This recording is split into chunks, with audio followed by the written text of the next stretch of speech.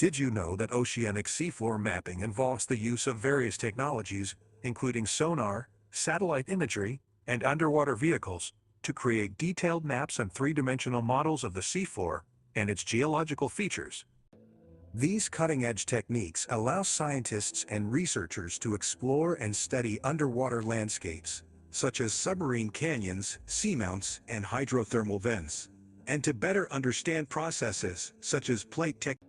Oceanic seafloor mapping is essential for marine navigation, resource exploration, environmental monitoring, and scientific research, providing valuable insights into the dynamic and complex nature of the ocean environment. If you're fascinated by the wonders of oceanic seafloor mapping, don't forget to like and subscribe to our channel for more captivating explorations of the deep sea.